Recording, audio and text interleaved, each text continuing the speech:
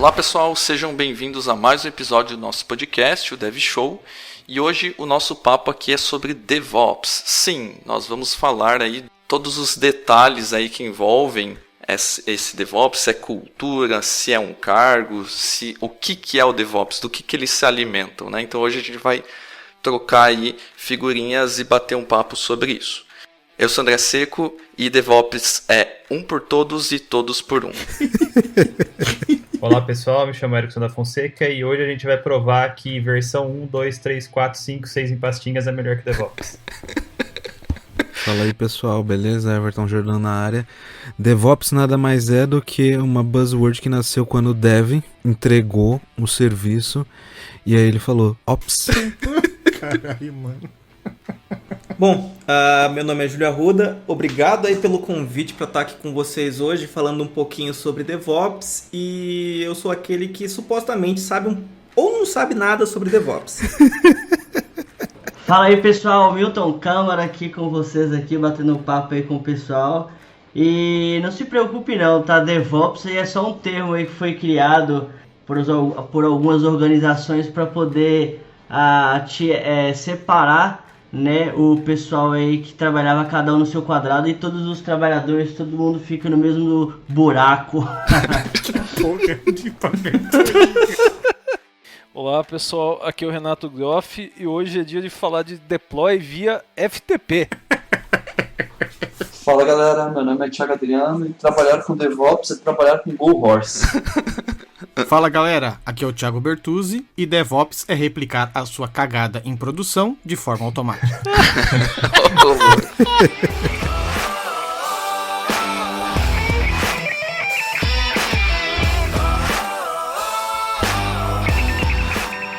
Muito bem, pessoal. Então, iniciando aqui, antes de mais nada, a gente quer apresentar aí o nosso amigo Júlio Arruda, que é um profissional que trabalha muito com DevOps, né? E hoje ele é o nosso convidado aqui para bater um papo no podcast. Seja bem-vindo, Júlio. Eu que agradeço aí pelo convite de vocês e é uma honra estar participando aqui hoje falando um pouquinho sobre DevOps aí. Show! Então, pessoal, como geralmente a gente faz no início dos podcasts, quando a gente traz aí assuntos diversos, trazer um pouquinho do conceito. A gente sabe que nem todos que estão ouvindo esse episódio podem conhecer esse termo, apesar de ele ser bem conhecido já aí, né, na comunidade.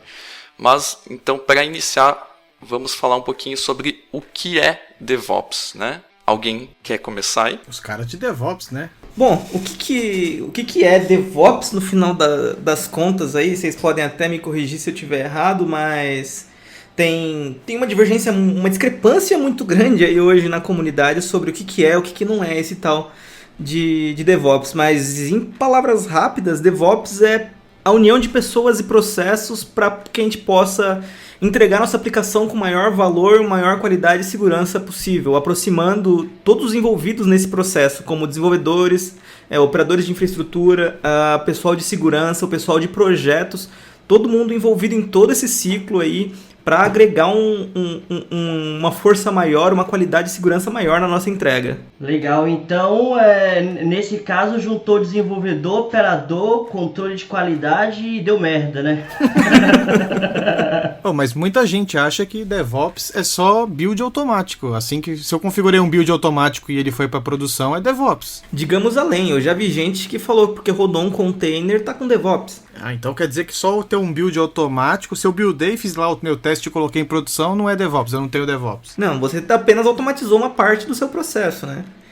Para que isso não adianta nada você automatizar o seu processo se a base dele não funciona. Se a cultura do seu time de desenvolvimento, por exemplo, não está visando a utilidade dessa build automatizada, por exemplo, não está vendo a produtividade, por exemplo, numa análise de qualidade, numa análise de segurança. Se outras pessoas não se envolvem no processo, de nada adianta você automatizar uma build, senão você só vai levar bug para produção, como a galera fala aí, de uma maneira mais fácil. Eu acho que passa aí pelo que o Júlio falou, né? Tem empresas que, assim, ela acha assim, eu estou utilizando o Azure DevOps ou Jenkins para subir de forma automatizada, e então tem o DevOps. Na verdade, assim, não vai além da ferramenta, né? Envolve metodologia de trabalho, envolve uma cultura diferente do que muita empresa tá acostumada, né? É a mesma coisa que você falar, né? O pessoal, quando tava tendo lá o boom das metodologias ágeis, né? O pessoal achava que fazer reunião informal e não gerar toneladas de documentação, quando na verdade não gerava nada, deixava eles com um time ágil, né? O que não é verdade. Então quer dizer que além do... Por exemplo, eu como desenvolvedor, não sou só eu que tenho que me preocupar, eu tenho que implantar uma cultura na minha empresa antes de pensar na ferramenta. Sim, né? Porque se você pegar... Tem muita empresa aí, o Júlio e o Milton aí, que estão mais integrados aí em questões de DevOps, né? Tem muita empresa que, assim... Por mais que está usando Azure DevOps ou outra solução, ainda está naquela velha divisão clássica, né? Tem o meu time de infra, tem o meu time de desenvolvimento do outro lado, né? Beleza, então resumindo, se como o pessoal falou aí, se a gente tem apenas uma automatização, ou seja, focando só na área técnica, colocar alguma coisa em produção de uma forma automática, eu ainda não tenho DevOps, isso está claro para todo mundo, né? Isso, no final das contas você tem só automação. Show de bola. Beleza, e agora em termos práticos, para que serve o DevOps? A gente já falou alguns itens aqui, mas entrando um pouco mais a fundo. No final das contas, o que o DevOps me entrega? Bom, o DevOps, no final das contas, André, ele permite que a gente tenha como eu falei antes, uma segurança maior, uma qualidade maior no processo, já que todo mundo ali vai estar envolvido no entendimento de todas as pontas desse processo do DevOps, da nossa aplicação. Então, o desenvolvedor vai estar sempre se comunicando com a galera de operações, então as necessidades vão estar sempre ali em pé de igualdade, digamos assim, não vai existir mais aquela questão de tem que fazer porque eu quero, não. Vai se entender se o meio termo que pode e o que não pode ser feito, porque, como, se é viável, se não é, coisas que antigamente a gente não fazia. E também a gente acaba visualizando outras coisas. A gente acabou embutindo, por exemplo, um monitoramento, onde vai para a mão do próprio desenvolvedor, em muitos casos, métricas de como a aplicação funciona, que pode facilitar a vida dele no desenvolvimento para melhorar coisas cada vez mais também. Eu trabalho pouco tempo, não trabalho com DevOps nessa parte assim, trabalhei bastante tempo aí, que o pessoal brincou no começo, com FTP e tudo. Fiz uma transição para uma empresa e voltei agora e tive 8 meses aí, uma experiência com DevOps. E o resumão para mim, para que serve, que o Júlio passou aí, a colaboração entre times, tem a parte ágil ali também, que nem até eu brinquei ali, falei do GoHorse, então o GoHorse ele não entraria no DevOps, o pessoal pode até me corrigir. Ele melhora no ciclo das entregas, porque vai ficar tudo bem mais organizado, vai ter parte de testes, então vai melhorar na qualidade do desenvolvimento, na qualidade das entregas. Ele centraliza os logs, a gente trabalhou lá nessa empresa que eu mencionei que eu fiquei, a gente trabalhou com Correlation ID, então a gente conseguia ter um tracer de toda a parte de log de todos os nossos sistemas. Com isso a gente consegue ter métricas em cima de logs, a gente tem infra escalável, processos automatizados. Isso foi o que eu aprendi nesses 8 meses, mas aí o pessoal está mais tempo focado, pode falar melhor. Por exemplo, eu automatizei meu build, coloquei a minha parte de testes, tudo bonitinho lá, tenho a parte da metodologias de Git Flow, trabalhando de forma correta, o que eu tenho de release vai para produção, o que eu tenho de develop vai para um OMOL, tá tudo funcionando bonito e maravilhoso, tal. E com outra partida eu tenho a infraestrutura já, que ela já deixou uma estrutura pronta para deixar o meu ambiente escalável, com Kubernetes, alguma coisa do tipo, já está tudo pronto. Para que eu preciso então do DevOps se eu já tenho as duas automações? Para que eu tenho que implantar uma cultura inteira se eu já tenho a expertise das duas partes automatizadas? Para bater esse eu aí que você falou, não é você, é o time. Já começa por aí, tem que ter partes. É justamente o que o Thiago falou, né? Porque todo mundo é substituível, né? Tipo, você não tá fazendo... você tem todo o controle, mas e aí? Se você mudar de função na empresa? Exato. Você vai treinar, você vai passar 3 meses treinando alguém ou simplesmente vai ser uma transição rápida? Acho que a ideia é que seja sempre uma transição rápida, né? Então o DevOps só serve para substituir pessoas de forma rápida? Então, eu vou nas empresas, caso você queira saber, para demitir pessoas. Sério, é brincadeira, mas tem gente que realmente acha que é isso. Eu já passei em empresas que pensavam que a gente estava lá para acabar com o trabalho deles. Teve, por exemplo, um cliente uma vez aí, que não iremos citar nomes por motivos óbvios, que eles não deixaram, fizeram de tudo, brigaram pra gente não automatizar a implantação, por exemplo, porque ia tirar o trabalho da infraestrutura. Então, aí voltando de novo, por isso que eu tô falando.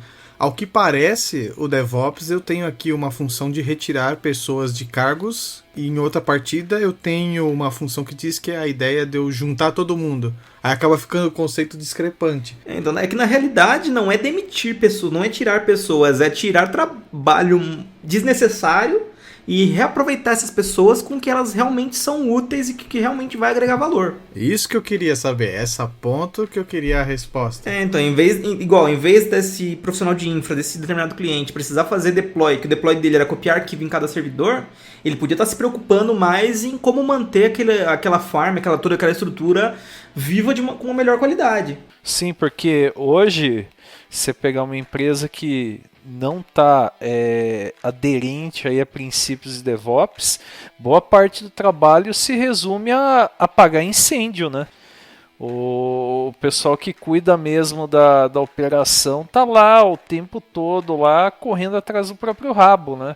Então até a qualidade do que entregue eu vejo que deixa muito a desejar, né? Tipo, tudo bem, é entregue, mas e aí? A questão é só entregar? Em melhorias depois, como é que a gente vai fazer melhorias disso depois? A gente não consegue, porque tá sempre apagando incêndio. E como o Júlio falou aí, a questão de união de pessoas, né? Quando a gente fala de pessoas integradas, a gente implicitamente ou inconscientemente a gente acaba pensando mais no produto ao invés de pensar no seu departamento. Então você vai defender o produto como um todo e não simplesmente o que você faz, entendeu? O que eu falo todo dia com o pessoal que eu trabalho, o que você está fazendo, a sua responsabilidade não é de entregar o que foi passado para você, é disso tá funcionando e aderente ao que o pessoal de negócio pediu, entendeu? Então não adianta você desenvolver e falar tá pronto, isso tem que estar funcionando perfeitamente de uma forma contínua, entendeu? Então não ficar separando exatamente o que eu tenho que fazer ou não. Você tem que pensar num produto ou no projeto como um todo, tá? Então é muito importante e automaticamente isso acaba sendo muito natural quando a gente fala de união de pessoas, né? Então a gente tem pessoas integradas, pensando num propósito único, tá? No único objetivo. É mais ou menos essa a ideia. Eu acho que o Milton aí, ele foi bem feliz também, e o Júlio e o Thiago Adriano também, quando eles comentaram, né? Porque que acaba acontecendo, né? O pessoal muitas vezes, e a gente já falou isso, né? Meio que sintetizando, o pessoal fica, eu tenho que resolver o meu serviço. Na verdade, assim, você está trabalhando para um produto, né? Própria questão de microserviços, que é um assunto polêmico também, né? As equipes são distribuídas em produtos, né? Então, você vai ter lá o cara de desenvolvimento trabalhando lado a lado com o cara de infra, né? Tendo uma interação maior do que existe hoje em muitos lugares, né? E sem ficar com aquele ciúminho do tipo, olha, o cara tá aprendendo coisas que eu faço, ele vai tomar o meu cargo, né? A ideia não é essa, a ideia é todo mundo interagir para entregar algo com qualidade e dar capacidade também para todo mundo fazer um trabalho melhor, né? Porque eu acho que todo mundo que já ficou de madrugada, né, e ficou nesse meio tempo esperando dar horário para fazer um deploy tarde da noite, acha isso um tremendo porre e uma grande chatice, né? Isso envolve duas coisas. Primeira coisa, assim, que nem o Júlio mencionou de uma empresa, o cara tava lá e aí ficou atrapalhando e tal. De certo modo, é verdade. O cara poderia, ao invés dele ter que estar se preocupando e pegar copiando pastinha, automatizar, ele ia ter muito, muito mais proveito disso, ao ponto dele procurar coisas mais importantes para ele fazer, como bem o Júlio disse. O problema é que nem todo mundo tem essa visão.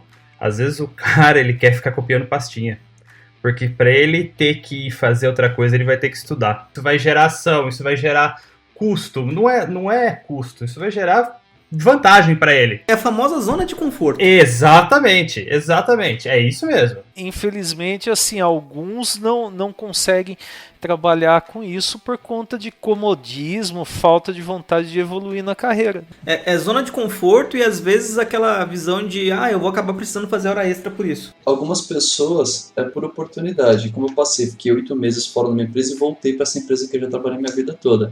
E a primeira coisa que eu aprendi, que eu estou colocando lá, é a cultura DevOps. A primeira coisa que eu fiz fazendo jabá para o curso dos meninos foi colocar para eles fazer o Azure na prática. Vi com os meninos lá, então todo o time de infra está paralelo comigo, eu estou como gerente de desenvolvimento, e eles vão fazer o curso e estão caminhando para fazer. Só que eu falo que os 10 anos que eu trabalhei com eles, a gente sempre copiou pastinha, ficou FTP tudo, até por oportunidade mesmo, que sempre foi aquela coisa de entrega, a gente nunca parou para respirar. E a proposta agora é, agora a gente vai parar, vai respirar, vamos colocar teste. Tanto do meu lado, no meu time, eu estou organizando, coloquei ali os boards, coloquei as sprints, tá tudo certinho com o Scrum, e eles estão colocando, automatizando a parte deles. Essa semana a gente fez o nosso primeiro build automatizado. Mas foi por oportunidade, lógico, tem muitas pessoas que são preguiça, mas tem pessoa que acaba não tendo essa oportunidade mesmo de trabalhar. Fica na vida toda naquilo. Então, eu acho que é mais cultura do que questão de, como que se diz, oportunidade.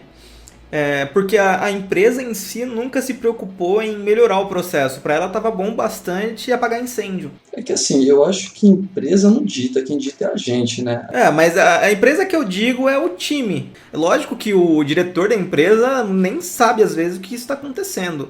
Mas o time em si se acomodou a um ponto de que apagar incêndio funciona, que eu não preciso ver como melhorar o meu processo, para que esses incêndios não aconteçam. Por isso que DevOps é uma cultura, né?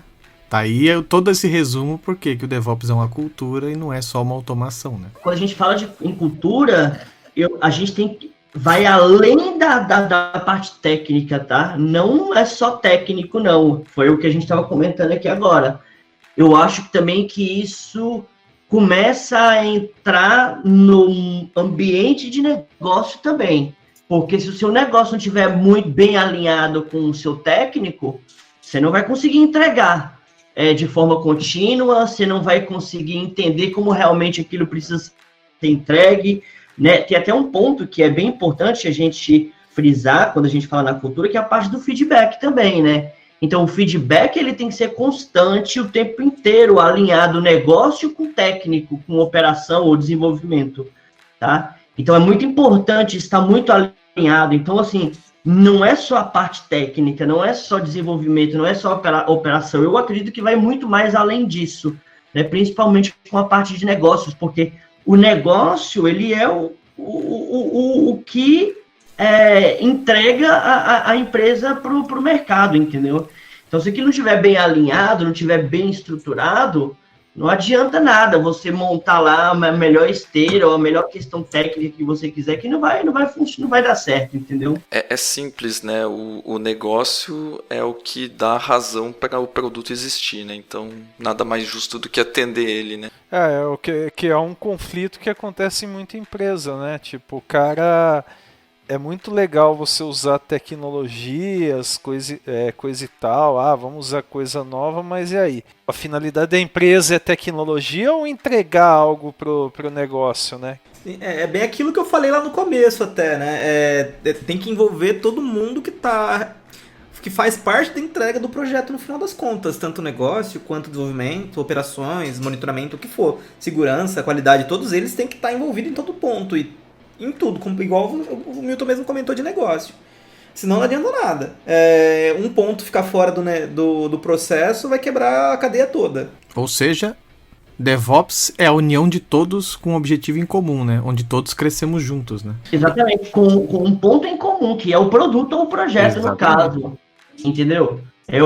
A gente tem que pensar como empresa e não Não cada um no seu próprio umbigo, eu acho. Exatamente.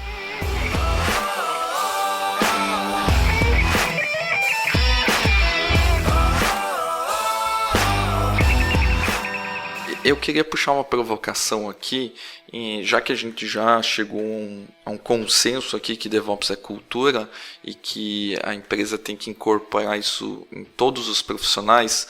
aí vem uma polêmica que a gente já viu acontecer no Twitter, em outros lugares, o pessoal falando: será que DevOps, eu tenho um profissional para DevOps, ou eu deveria ter em todos os desenvolvedores um pouco desse DevOps? O cara que desenvolve saber fazer tudo que ele precisa saber em relação a DevOps, em conjunto com o que ele já sabe de desenvolvimento.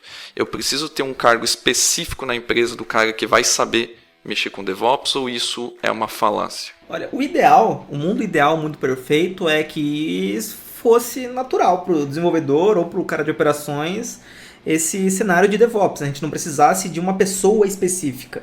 Mas, infelizmente, hoje, por mais que a gente já fale de DevOps aí há sei lá quantos anos, isso ainda não é uma realidade em todas as empresas, e nem todo mundo ainda sabe como automatizar um pipeline, por exemplo. Então, por consequência, a gente acaba precisando de uma pessoa denominada o cara do DevOps, a mulher do DevOps, a pessoa do DevOps, para poder apoiar nessa mudança cultural dentro da empresa e implementação dos processos. Então vocês acham que no futuro tende a esse cargo do cara especificamente de DevOps desaparecer, desde que as empresas incorporem o DevOps como uma cultura para todos os profissionais? Seria mais ou menos isso, né? Eu acredito nisso. Mas se você for ver bem hoje, já está muito comum desenvolvedores que estão aprendendo a desenvolver suas próprias APIs, suas próprias aplicações, entenderem como funciona, por exemplo, uma automação de pipeline. E já a aplicação já nascer com isso. Então você está vendo que já está caminhando para ser algo mais natural para os times. E tem um ponto importante, principalmente desenvolvedor .NET, tá? Principalmente do desenvolvedor .NET, que ele tem uma IDE que é uma mãe, que a pessoa simplesmente aperta um botão F5 e nem sabe o que está acontecendo ali por debaixo dos panos. Aí você pede para o cara publicar aquela aplicação, não sabe, né? Por quê? Porque o Visual Studio já faz tudo para você. Estou falando de aplicação .NET, tá?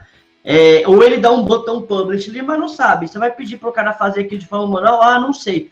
Cara, se essa pessoa não sabe fazer de forma manual, ele não vai conseguir montar um pipeline, por exemplo, de .NET dentro de uma ferramenta, ou no Jenkins, ou no Azure DevOps, enfim. Ou até mesmo via Docker, né? Exatamente, ele não vai conseguir, entendeu? Então, é importante essa questão. E aí, o que esses profissionais de DevOps que a gente tá falando hoje, ele normalmente faz? Ele está apoiando os times a começarem a entender de fato como que funciona isso. É tanto que você vê nas organizações que DevOps, profissionais de DevOps, ele é horizontal às verticais, entendeu? É tipo eles falam cross, né? Que ele tá ali apoiando todas as verticais para poder tentar, como que eu posso falar, passar o conhecimento para essas equipes, para eles sim tendo capacidade de ir desenvolvendo isso, né? De forma sem ter que depender mesmo do time de DevOps. Tem um trabalho mais de consultor do que de fazer pegar todo o trabalho para ele. Exatamente. Normalmente, em todas as empresas que eu já passei, assim, que eu vi, tanto fazendo palestra, consultoria, é muito comum você ver esse tipo de estratégia, né? O Júlio, que trabalha com consultoria, talvez ele pode até falar melhor do que eu. Até fazendo um gancho, né, do que o Milton falou, né, realmente o pessoal que trabalha com .NET e usa muito o Visual Studio IDE é bem mal acostumado. Porque quando você fala para a pessoa, olha, vamos tentar fazer isso fora do Visual Studio. Você propor o Visual Studio Code para muita gente que não sai do Visual Studio IDE, o cara vai falar, pô, não. O cara não quer ter o trabalho de usar a linha de comando, né? E até o Everton aí, que conhece muito aí de PowerShell e automação, ele pode até confirmar isso, né? O pessoal é bastante resistente quanto à linha de comando. Não tem uma visão de que muitas vezes é mais fácil você fazer coisas via linha de comando do que clicar 6 ou 7 vezes para criar alguma coisa na IDE. E depois, como o próprio Milton falou, né, se você vai automatizar, geralmente você não vai ter lá um monte de arrastar e soltar, vai vir lá um script. Muitas ferramentas estão usando o YAML para isso, né, que é um formato para configuração, e você tem que entender lá o que você precisa fazer para buildar uma aplicação, para fazer o publish e colocar isso no script automatizando, né? Falando nesse ponto, quando eu sempre trabalhei com sempre trabalhei com ASP, .NET, depois, 8 anos atrás, quando começou a aparecer Node, Angular, tal, eu olhava aquilo, eu ficava totalmente perdido, que eu não estava acostumado com linha de comando, sempre acostumado ali com F5 do Visual Studio, Publish, tá tudo certo, e a minha cabeça só começou a abrir em relação a isso quando eu comecei a estudar a Node.js, Angular, que realmente eu tive que em me enfrentar em relação a utilizar a linha de comando, porque você vai trabalhar com Node hoje, basicamente você vai ter que utilizar a linha de comando para tudo, para poder você executar sua aplicação, para compilar, rodar testes, entendeu? Então, assim, desse momento, assim, o momento que eu comecei a estudar essas tecnologias foi ali o ponto de partida, não só para isso, mas para outros caminhos também. Então, a parte de automação, né, de criar scripts para poder automatizar várias coisas que eu fazia no meu dia a dia. Então, é importante, principalmente quem trabalha com .NET, tomar cuidado para não ficar mal acostumado com a IDE. Agora, com o .NET Core, talvez isso mude, né, pelo fato de ter o Visual Studio Code te entregar lá a linha de comando dele para você interagir com a SDK, né? Mas é muito importante a gente ter isso em mente, que a gente precisa entender como que funciona as coisas por debaixo dos panos para a gente conseguir automatizar, se for o caso. Pegando um pouco do gancho que o Groff comentou, né? Mas a galera, hoje em dia, eu vejo também que o profissional de TI, ele tá mais preocupado em entregar o mais rápido possível do que, saber como as coisas funcionam por debaixo dos panos, né? Então, toda essa parte de automação e tal é bacana, e a experiência que você tem que ter de, construir pelo menos uma vez na mão, né, do zero, sem ter todos os recursos de facilidade de uma IDE, é o que vão fazer, às vezes, você valorizar até uma ferramenta como o Visual Studio. O Visual Studio Code também te entrega bastante coisa pronta, né? Então, sofrer um pouquinho ali no manual antes de automatizar é bom, e isso te ajuda também, quando você for construir o seu script, até a consolidação de todos os passos, né? Então, você vai pensar em escrever os passos que você precisa fazer, né? E depois transcrever ele para script e tal. É como qualquer atividade de um programador, né? O que eu preciso para colocar um botão na tela, né? E aí, de tanto você fazer, você vai ter os insumos para fazer aquilo de forma automática na sua cabeça, né? E quando você começa a ganhar esse play skill aí de eu sei fazer manualmente, e aí agora eu vou passar para automação, né?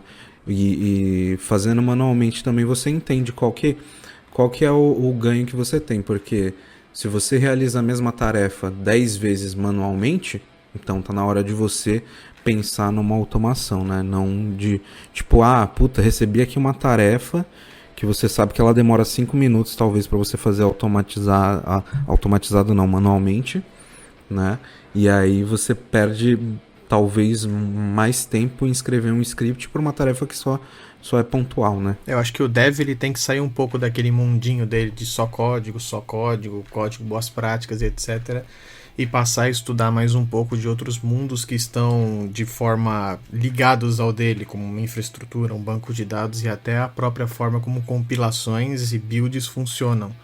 Porque quando você conhece o todo dessa ferramenta aí você é capaz de criar um pipeline, aí você é capaz de entender como automatizar alguma coisa assim. Não só aquele seu, como o Milton bem falou, a pessoa aperta F5, o Visual Studio já executa um monte de coisa por trás lá e já te entrega um negócio bonito e mastigado. Eu vejo isso muito quando o pessoal vai gerar pacotes para mobile, por exemplo, que mesmo o Visual Studio entregando, tem coisa ali que a gente ainda tem que fazer na mão e tem que saber configurar. Então é bom a gente entender o contexto como um todo, de como um build funciona, que parte que isso pode afetar numa infraestrutura, que parte que isso daí tem a ver com banco de dados e etc.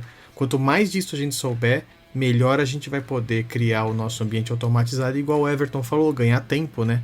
Porque às vezes uma atividade que você fazia de forma repetitiva 3, 4, 5 horas, na hora que você automatizar em meia hora, 15 minutos está pronto.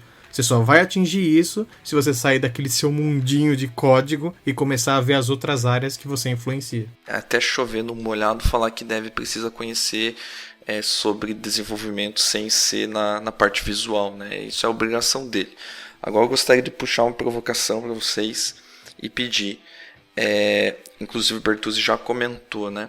Quanto o desenvolvedor precisa conhecer de infraestrutura levando em conta esse mundo DevOps que nós vivemos agora, né?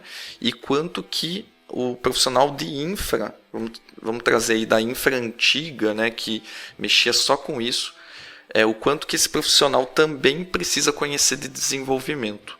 O que vocês acham? Como fazer o merge dessas duas skills aí? Eu acho que o Dev, independente de DevOps ou qualquer outra coisa, ele tem obrigação de conhecer um pouco de infraestrutura. Por quê? Esquecendo o DevOps um pouco. Você vai criar uma aplicação para algum ambiente. Você tem que entender que tipo de ambiente você está fazendo aquela aplicação. Sou um desenvolvedor web? Tá. Quais os requisitos que a minha aplicação precisa para executar? Ela é uma aplicação que vai rodar num container? Ela é uma aplicação que vai subir como um serviço? Ela é uma aplicação que vai rodar no IS? Isso aí é parte do desenvolvedor obrigatoriamente saber. Ele não precisa ser o cara do Docker, o cara do IS, não. Mas ele precisa ter o conhecimento básico de onde ele está pondo a aplicação dele. Você é um dev mobile, você tem que saber se sua aplicação vai rodar no Android, sua aplicação vai rodar no iOS, sua aplicação vai rodar em outro tipo de sistema. Então, assim, infraestrutura como um todo, na minha opinião, é obrigação do desenvolvedor ter conhecimento. Porque senão ele sai fazendo a torta e a direito a aplicação lá, vai na fé aí que o cara de infra soca mais memória lá e tá tudo certo, o cara bota lá o container para mim, etc. Então, requisito de infraestrutura, tanto quanto banco de dados, na minha opinião, é obrigação que um dev aprenda também. Concordo plenamente com você. Isso daí é crucial até para poder entregar uma aplicação com qualidade, né? Como você disse, não basta sair colocando mais memória no servidor, por exemplo, porque isso vai, no final das contas, acabar gerando custo e... Até quando, né? Então, o dev tem que realmente entender o que ele precisa, entender a necessidade da demanda e saber como aplicar isso numa infra, né? Ele não precisa ser o especialista do negócio, mas pelo menos o básico para ver ali o que ele realmente necessita. Já pro profissional de infraestrutura, ele tem que saber de dev, não necessariamente programar o .NET para saber como que o dev fez aquela aplicação dele, não. Mais específico, talvez até para o mundo dele, né? Que hoje a gente está vivendo um cenário de infra automatizado, onde a gente usa Terraform, PowerShell e N scripts para automatizar a infra. Acho que o que o cara precisa saber, na verdade, sendo de infra nesse caso, Júlio, o pessoal trabalha com .NET. O que eu preciso para montar um ambiente de .NET? Eu preciso, se for um ambiente de produção, eu vou precisar do runtime do .NET Core. Ou se for Java, tem um runtime do Java. Coisas desse tipo, né? Sim. Coisas desse tipo são importantes, até inclusive para incluir nas montagens dos próprios servidores deles lá, nos scripts que eles vão incluir no processo. Eles têm que ter a noção da base do que a aplicação da empresa usa, digamos assim, né? E a parte de padronização de configuração tem que estar muito bem alinhado o infra com dev para poder isso, na hora que for virar, tá 100%, né? Porque é importante também o cara de infra conhecer a parte de dev, até por questões de configuração. Então, como que eu vou definir uma configuração no seu servidor para a sua aplicação conseguir interagir com ela, né? Caso você for manter essa configuração. Então, também é importante essa padronização aí e isso tá 100% conectado dev com infra, né? Para isso aí funcionar de forma bacana. Ambos não precisam ser especialistas nas áreas opostas, mas é bom ter uma noção daquilo que está acontecendo para que eles saibam como agir, digamos assim, né? Não sejam enganados, talvez seja um termo que funcione.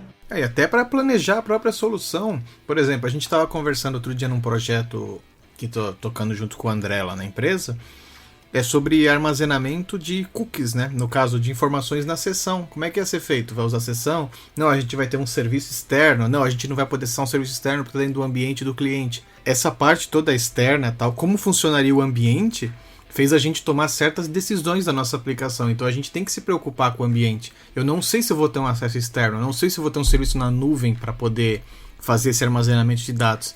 Então eu preciso entender qual é o contexto, qual é aquele ambiente para eu planejar a minha solução. E acontece muito dos desenvolvedores, por exemplo, não saberem desse tipo de coisa. Hoje eu trabalho mais voltado à arquitetura, né? O que você vê de solução que chega, que o desenvolvedor nem sabe como vai funcionar, quem vai acessar, para onde tem que ir, cara, é impressionante. É aí que você separa os melhores e o mercado contrata mais fácil, né? E é o caso que às vezes são requisitos pequenos que o pessoal nem toma cuidado, mas às vezes são requisitos que vão inviabilizar a implantação do projeto. Chega nesse ponto, né? Sim. Show, beleza, pessoal. Gostaria de pedir do Everton aí, que manja mais de linha de comando, para ele falar um pouco pra gente da parte de infra, conhecer um pouco mais de dev, utilizar ferramentas de linha de comando para automatizar aí implantações e tudo mais. Qual que é o cenário que você vê hoje, Everton? Como que o pessoal tá lidando com isso? Cara, tá rolando um novo mindset, né, da galera, de tipo, vou começar a estudar Python, vou começar a estudar PowerShell e me profissionalizar nisso, porque hoje o nosso cenário de administração não é mais trivial, não são 3 servidores ali que tipo você loga remotamente nele e resolve algum tipo de problema. Você tem que começar a desenvolver mais scripts para conseguir executar tarefas massivas em 4.000 hosts, enfim. As coisas não são mais como eram antigamente, né? A galera, existe ainda muito cenário de empresa que está começando, beleza, mas aí tem big companies aí no mercado que, se você não souber resolver problemas de forma automatizada, você vai gastar muito tempo, e tempo é dinheiro, e para esses caras aí, se você não conseguir começar a colocar isso numa esteira tal, a sua entrega vai ser péssima, cara. Então, uma mudança que deveria durar algumas horas, ela duraria semanas, né, no caso, né? Então, o pessoal que trabalha com infraestrutura aí tem investido bastante nessa mudança de pensamento de tipo, cara, beleza, as coisas mudaram, né? Isso já não é de agora, mas tem muita gente que está correndo atrás aí para conseguir ficar em compliance aí com as expectativas, né?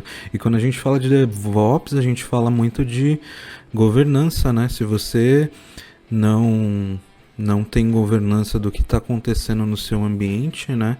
Fica bem ruim, né? Quando você implementa uma ferramenta que consegue gerenciar ali todo o fluxo de entrega, você sabe em que momento ocorreu um problema, né? Então, por isso que inclui aí questões de monitoramento, né? A partir do momento que você consegue monitorar toda a sua cadeia, você sabe ali que a versão 1.2 implementou um bug junto dentro da produção, e você consegue corrigir isso mais rápido, né?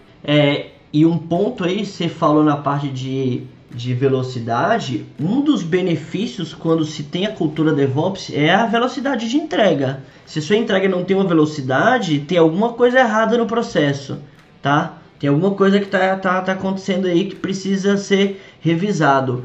E um outro ponto você acabou de falar aí de colocar um bug em produção. E isso é obrigatório a existir, que é a gestão de incidente, tá? Se você não tiver gestão de incidente muito bem definido, tá? Se a sua infraestrutura não for ágil, como que você vai fazer um rollback? Porque quando a gente fala de velocidade, a gente fala de velocidade de entrega, mas a gente também tem que pensar na velocidade de voltar uma versão se der algum problema, né? Qual que é a estratégia que você utiliza? Mesmo que seja uma estratégia do tipo, eu vou lá e corrijo e já subo, mas você precisa ter uma estratégia, um padrão para você conseguir gerenciar os seus incidentes. Então, precisa pensar nisso tudo, né? Precisa ter isso tudo mapeado e definido para você ter um padrão para isso, para você conseguir atuar caso você precise.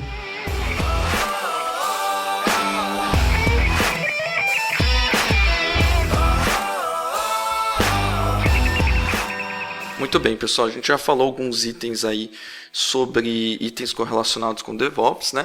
E agora a gente vai falar um pouquinho sobre alguns conceitos e também técnicas, né, que são diretamente ligados ao DevOps. Então, queria pedir para vocês definirem o que vocês acham que vem a ser o CI e CD em termos do DevOps. Tá, vamos lá. CI significa basicamente em Continuous Integration, ou trazendo para o nosso mundo, integração contínua, né, para as terras tupiniquins aqui. Para que a gente usa essa integração contínua, né?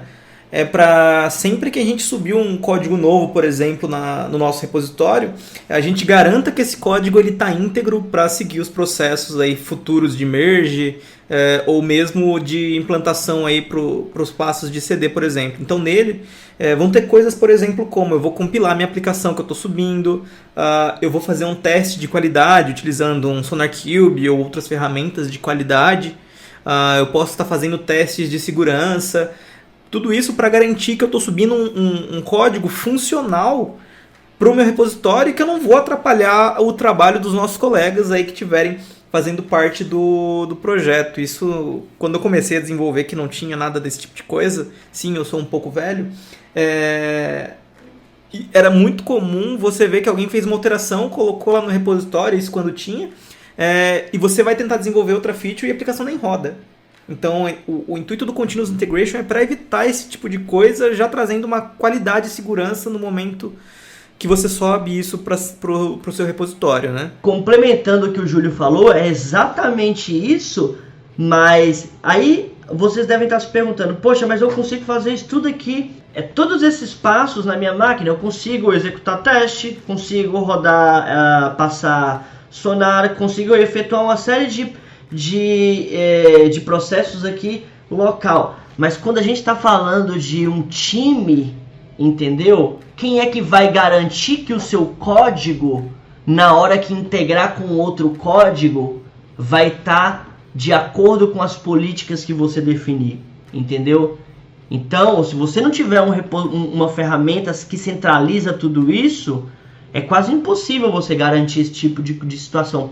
Eu me lembro que eu trabalhava numa empresa, eu acho que foi em 2008, e como que funcionava a integração contínua?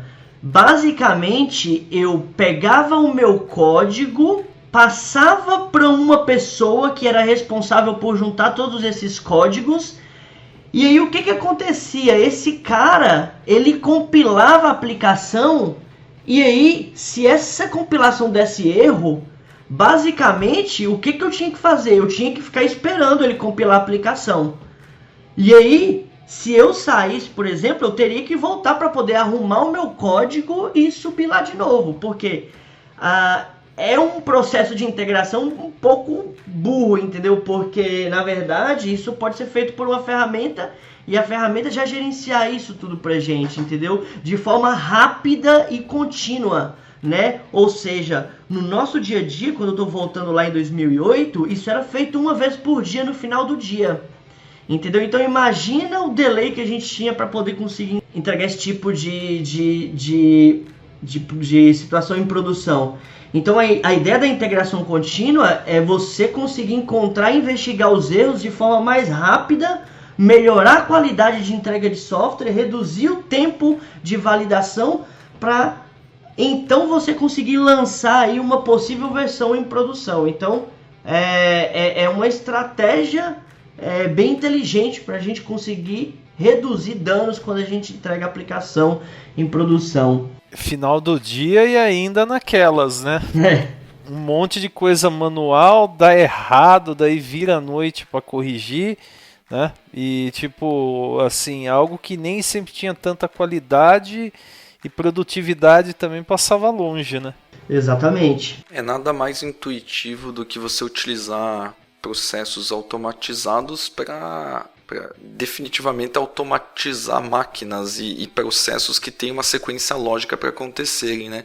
Não faz sentido mais você pegar um checklist no papel e começar a ticar os itens e falar, isso aqui eu fiz, isso aqui eu esqueci de fazer, deu pau em tudo o resto. Exato. Então você garante que esse checklist vai realmente acontecer todos os passos dele, né? E tem um outro ponto importante, quando a gente fala em integração contínua, pessoal, não é simplesmente eu ter um pipeline ali que funciona, que executa meus testes, tá? Existe uma estratégia que você precisa definir com o seu time de como essas novas implementações elas vão ser juntadas no repositório principal. Com que frequência eu faço os meus commits? Com qual estratégia eu faço os meus commits? Quando a gente trabalha com uma estratégia organizada em relação a colocar o meu código no repositório central, isso tem como benefício até a forma como você trabalha no código. Quem aqui nunca foi lá no código, fez alguma coisa, viu uma outra coisa e falou, deixa eu mexer aqui para poder, porque tá errado. E aí você acaba subindo um commit de uma coisa que não tem nada a ver com aquela feature que você está trabalhando, certo? Então você entra num modelo de trabalho que começa as coisas a se organizarem.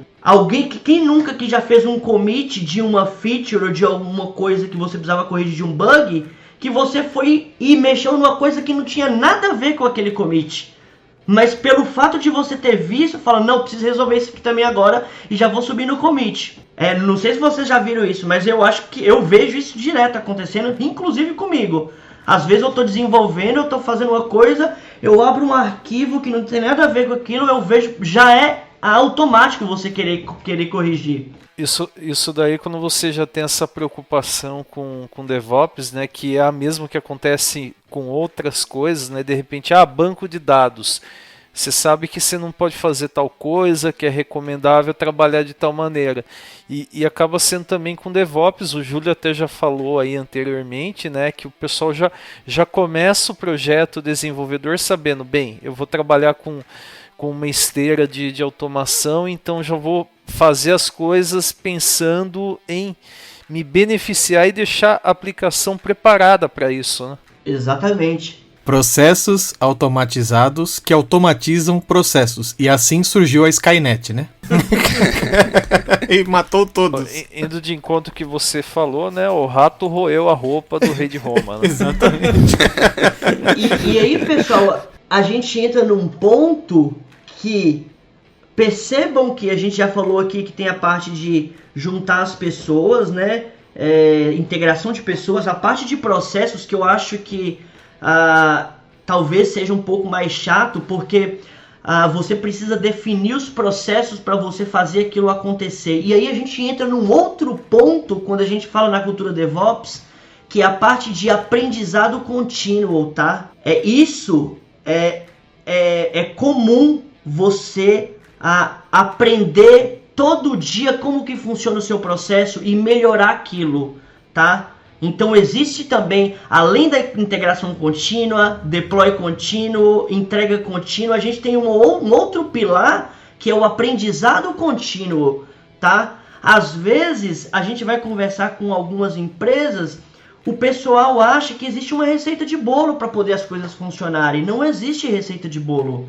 Existem boas práticas para poder fazer aquilo funcionar. Beleza, só que não existe uma receita de bolo. A receita que eu uso na minha empresa não funciona na sua empresa. Então isso te acaba levando a um aprendizado contínuo. Talvez a sua esteira de integração contínua hoje não seja a mesma de amanhã ou de ontem. Porque você vai estar sempre melhorando a sua esteira. Você vai estar sempre melhorando um processo de forma que você é praticamente impossível você acertar aquilo de primeira, entendeu? A não ser que você já tenha tudo montado, desenhado, mas assim, isso é uma coisa que você vai evoluindo. A cada dia você vai entendendo como que funciona o seu processo, estudando, recolhendo através do feedback contínuo como que isso está sendo, tá respondendo ao seu negócio, ao seu processo, ao seu fluxo de desenvolvimento. Tá? Então tem esse outro pilar que a gente precisa entender, que é a parte do aprendizado contínuo, para a gente melhorando os nossos processos. Sabe que essa questão de receita de bolo, né? O pessoal fica muito preso em seguir a coisa rigidamente, daí acha que não, tem que ter todo um roteiro traçado e esquece que qualquer coisa, metodologia, prática, tecnologia mesmo, você usa, mas você adapta para a sua realidade, né? Então muitas vezes o pessoal fica muito, eu li isso, fiz um curso, eu vou seguir exatamente, e isso acaba sendo um problema, porque se a pessoa encontra alguma adversidade, né, ela acaba meio que largando, né, fala, olha, isso aqui não está dando certo, a gente achou que ia resolver, mas ficou difícil, então vamos abandonar, né, e muitas iniciativas acabam morrendo por conta disso, né. Exatamente. E aí, falando de integração contínua, né, que é o processo de eu estou lançando as alterações ali no meu código, eu preciso depois de uma forma implantar isso, né. Então, ou seja, eu também tenho um outro pilar que é o deploy contínuo, tá? Que é diferente de entrega contínua. São dois termos distintos. O deploy contínuo, basicamente, é o fato de você estar entregando a sua aplicação de forma contínua dentro de uma esteira, né? Então, a gente pode montar uma esteira para a gente fazer a entrega daquela nossa aplicação de forma automatizada, né? Então, ela é basicamente uma prática de desenvolvimento de software que depois que as alterações de código são criadas, testadas, preparadas automaticamente para ser liberada, então a gente vai basicamente rodar um outro processo, um outro fluxo para poder colocar essas nossas aplicações dentro dos ambientes que a gente vai fazer ali as validações ali, os testes, por exemplo, testes de interface, né, smoking testes. Então você vai ter um processo ali automatizado de entrega da sua aplicação. E nesse processo de entrega de aplicação pode estar envolvido não só a sua aplicação em si, por exemplo. Você pode já estar envolvendo a criação de um container, já pode estar envolvendo a criação da sua infraestrutura utilizando o Terraform, ou ARM Template, ou o que for no Azure, no AWS, onde for. Já pode estar envolvendo a criação do seu banco de dados, N coisas, para garantir que sua aplicação está indo de fato para produção e seguindo todos os passos, ao contrário do que era antigamente, que a gente tinha um checklistzinho manual de passos que a gente tinha que seguir, tipo, substitui a pasta A pela pasta B, troca a variável tal no webconfig. Não, isso tudo já vai estar lá dentro e a gente tem garantias de que isso vai ser realmente executado, né? Só que assim, pessoal, é importante a gente entender que antes da gente ter o nosso continuous deployment, existe a entrega contínua que são estratégias de como que eu vou entregar o meu software, tá? Eu preciso traçar uma estratégia como esse software vai ser entregue em produção, para ir depois do processo de deploy contínuo trabalhar. Que basicamente o processo de deploy contínuo é simplesmente pegar ali o seu artefato e implantar em algum ambiente. Só que eu preciso traçar uma estratégia para poder entregar essa aplicação. Quais estratégias? Existem N estratégias. Feature Toggle, Release Canary, Blue Green, Rolling Deployment. Então, assim, existem várias formas de se entregar. Então, eu preciso traçar uma estratégia de entrega para depois habilitar o meu deploy contínuo. E isso tem que ver o que faz sentido de acordo com cada cliente que você tá, com a sua empresa, né? Como falaram antes aí, não tem receita de bolo. Não é porque para mim, por exemplo, funciona o Feature Toggle que para você vai funcionar também. Deixa eu aproveitar aqui o que o Milton falou aí de estratégias e etc. O pessoal às vezes segue muito dizendo que o DevOps, no caso, perdão, o build automático tal, e a gente está acostumado a pôr em produção, seguir só na produção e etc. Mas uma dúvida que entra aí também é se eu tenho todas essas metodologias de builds para outros tipos de ambiente, como por exemplo um ambiente de teste, um ambiente de homologação. Eu utilizo muito a metodologia, como eu falei no outro exemplo, do Git Flow. Então eu gosto de ter uma branch para develop, uma branch para master e uma canary. A versão lá que é aquela não estável, mas que já tem algumas coisas para o pessoal testar que a gente sabe que ela vai dar merda. Nessa parte de canary e outros tipos de implantação, o que seria os tão chamados que o pessoal fala de um ambiente blue-green, por exemplo? Blue-green ele é basicamente uma estratégia de entrega de software, né? Basicamente como que funciona? Você vai ter duas instâncias idênticas onde a nova versão ela vai ser sempre entregue. Se a gente definir que a green é a produção e blue é o ambiente ali de testes, por exemplo, você nunca vai fazer a implantação direto na sua instância de produção. Você vai fazer o deployment no ambiente de testes, validar aquele ambiente. Se tiver tudo certo, o que você vai fazer? Você vai trocar no seu load balancer a rota que o usuário vai chegar na instância. Então, basicamente, o que você vai ter aí? Downtime zero. Quando você faz um rolling deployment simplesmente substituindo, você pode ter um downtime mínimo ali, mas você vai ter. Durante um segundo que seja, alguém vai ficar fora do ar, tá? Então, quando a gente utiliza a estratégia de blue-green, a gente está basicamente subindo a versão numa nova. E por que é importante a gente ter uma versão idêntica? Para evitar aquele problema de, putz, subir no outro ambiente ali, funcionou e quando eu fui para produção não deu errado. Então é importante que esses ambientes sejam idênticos para você, na hora que for fazer a troca da rota de entrada do usuário para a aplicação, você não vai ter problema porque você está garantido ali que a aplicação está rodando num servidor idêntico ao que você tá em produção ou em testes, tá? Então basicamente a estratégia que a gente que o blue-green prega, né, no caso. E você pode até soltar esses testes pro usuário por consequência, né? Igual o próprio Facebook faz quando lança uma alteração de layout, por exemplo. Nem todo mundo recebe o novo layout de cara, né? Então eles estão usando essa estratégia do blue-green. Implantaram a versão 1 no servidor 1, a versão 2 no outro servidor. E estão particionando quantas pessoas estão indo em cada um desses servidores acessar o Facebook.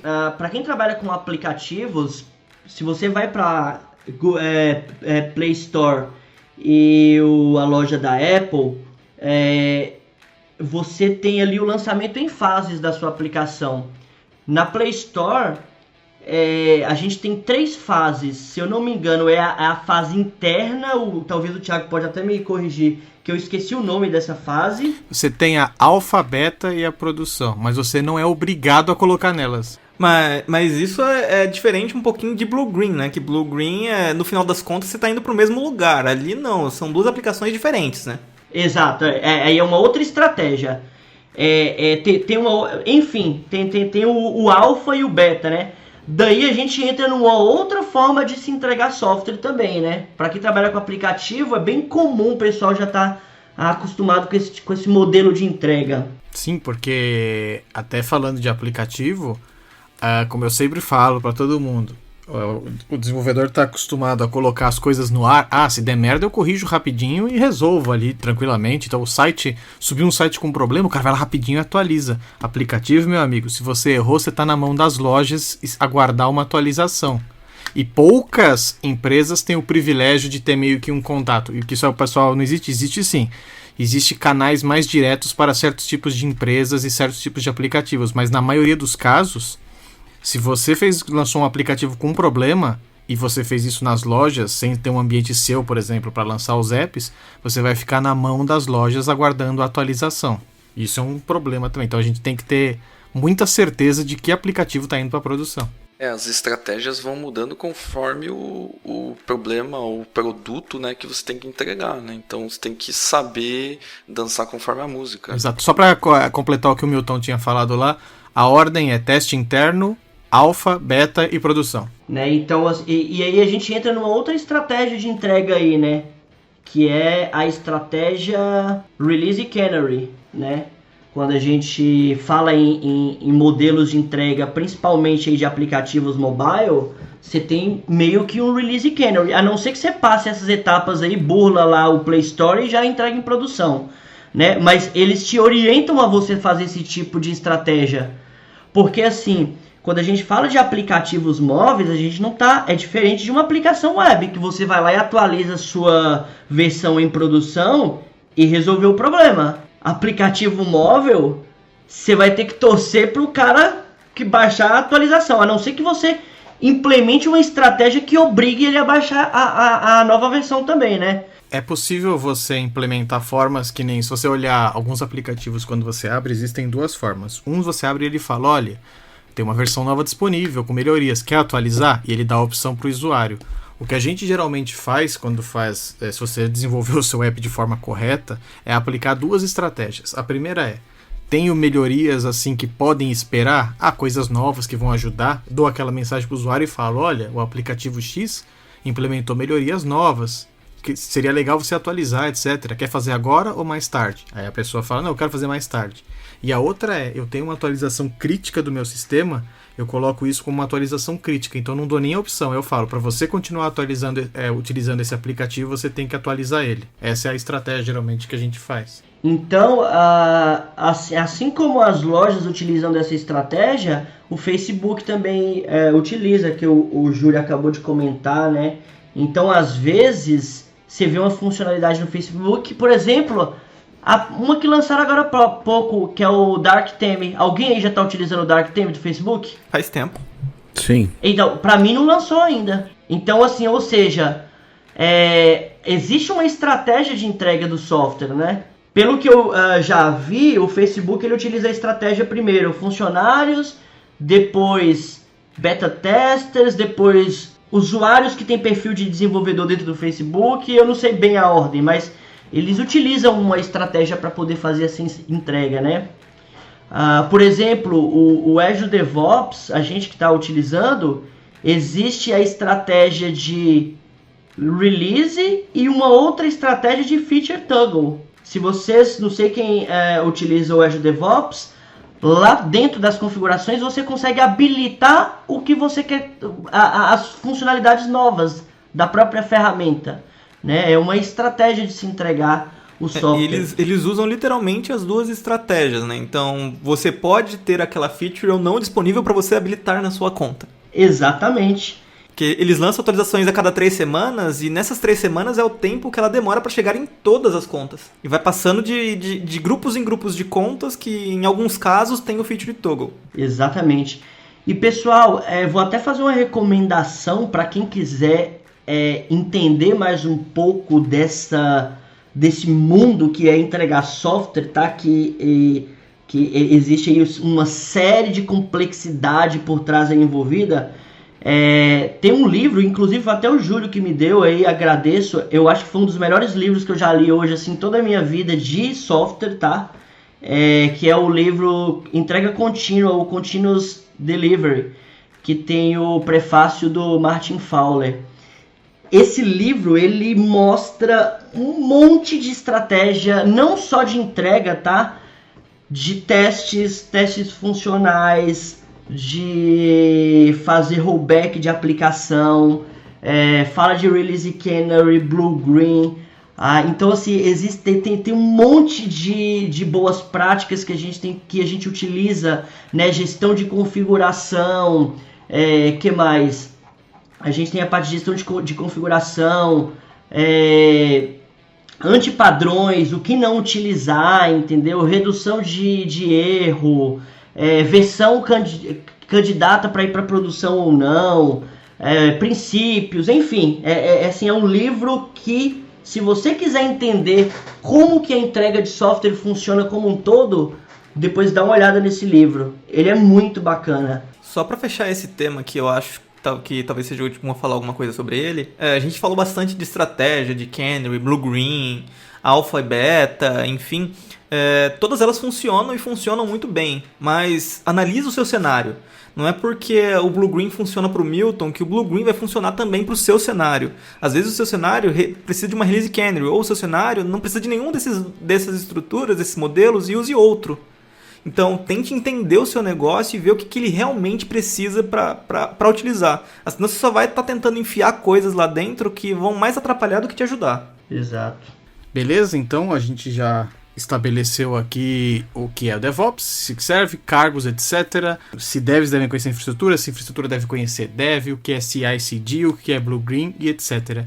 E assim, quanto ao monitoramento desse ambiente, quão importante é esse monitoramento? O que pode ser feito para facilitar? Quais são as sugestões? Eu acho que o monitoramento, tanto da aplicação quanto do ambiente, para a gente hoje é algo crucial, né?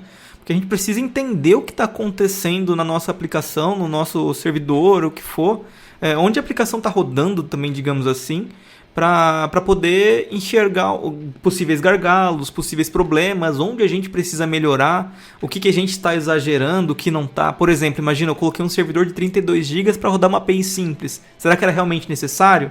Talvez a gente pegue isso com um monitoramento. Então, isso vai ajudar a gente no aprendizado contínuo, que eu acho que alguém já citou isso aqui durante o decorrer do podcast, para a gente aprender com a nossa aplicação e aprimorar o processo dela como um todo, desde o desenvolvimento. Você sabe que até essa questão de monitoramento ela é importante, como você falou, para você não alocar uma infraestrutura que seria muito para o que você está desenvolvendo, né? Porque se você tem uma aplicação simples e você mesmo citou a 32 GB, de repente você colocar num servidor Linux com menos memória, se for uma aplicação que consiga rodar em Linux, vai te atender muito bem a um custo reduzido, né? E você tem soluções de monitoramento que permitem você medir em tempo real quanto que está sendo consumido de memória.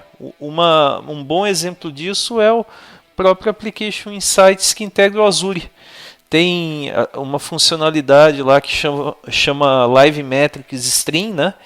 Que o pessoal assim acha, mas isso daqui é só para ver o gráfico chegando à requisição. Não, dá para você ver todas as instâncias rodando da sua aplicação e em cada instância você determinar quanto que está consumindo de CPU e memória. Então é um recurso aí bem bacana aí que pode ser bastante útil para esse tipo de coisa. E que você nem precisa fazer muito para implementar, né?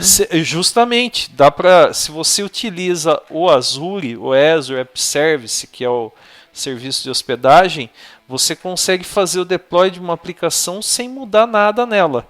Mas assim, se você for trabalhar em cenários mais específicos, Linux ou com Docker, dá para você ativar o Application Insights com um mínimo de esforço de codificação e ele vai te entregar tudo isso. E quando a gente fala de monitoramento, é importante a gente ter em mente que a gente não está falando de monitorar somente a aplicação, tá, pessoal? Como a gente acabou comentando do aprendizado contínuo e feedback contínuo, existem no processo, tudo precisa ser monitorado e ter respostas rápidas, tá? O seu processo de CI/CD precisa ser monitorado, o seu processo de desenvolvimento precisa ser monitorado, tá? Que mais? O comportamento do usuário em relação a como que ele se interage com a sua ferramenta tem que ser monitorado também, tá?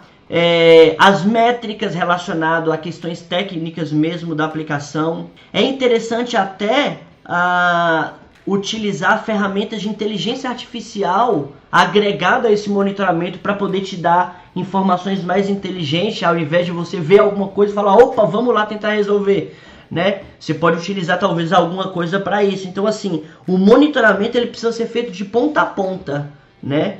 Não só da parte técnica operacional, mas desde o monitoramento de como a sua equipe está trabalhando, comportamento de usuário na aplicação, de CI/CD, enfim, todos esses aspectos a gente precisa monitorar, tá? E a gente precisa estabelecer padrões para a gente conseguir chegar no resultado. Não adianta nada eu ter uma ferramenta de monitoramento se eu não souber a agir caso você precise. Né? Imagina você ver um monte de log ali e falar, putz, e agora o que eu vou fazer com isso? E agir envolve tanto atuar, né, corretivamente, né, de forma responsiva, né, quanto você manter esse monitoramento, né, analisar ao longo do tempo o que está acontecendo e tomar também decisões para você conseguir, né, não ficar só nessa questão reativa, mas também se preparar para cenários futuros, né? Exatamente. Assim, quanto mais proativo você puder ser, mais você ganha no seu processo, menos perda de dinheiro você vai ter lá na frente, porque corrigir um bug no futuro é muito mais caro do que você corrigir na fonte. Enfim, tem uma série de melhorias de você ser proativo aí, uma série de ganhos.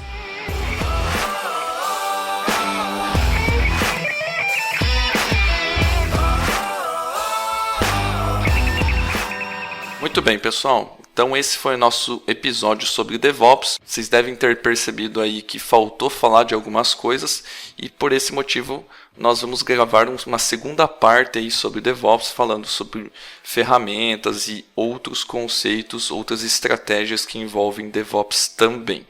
Beleza? Só lembrando vocês que nós estamos aí no Spotify, no iTunes, no Deezer e em qualquer agregador de podcast. É só pesquisar sobre DevShow que vocês nos encontram lá. Também, se você preferir, você pode ouvir diretamente pelo nosso site, que é o devshow.com.br, e deixar o seu feedback lá no post que sai no site. Mais uma vez, gostaria de agradecer a todo mundo, inclusive o Júlio, que participou como convidado. Muito obrigado, Júlio.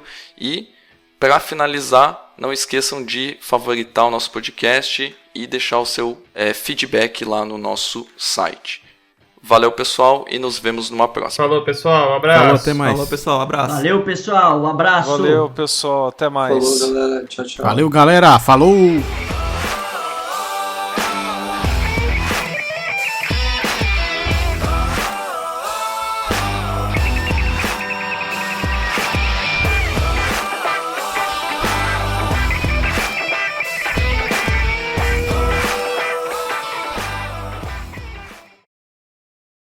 Cara, eu fui inventar de cortar o cabelo aqui com a máquina de barbear e a máquina quebrou e tá uma parte cortada e outra não. Pera lá. Que cabelo? Primeira pergunta.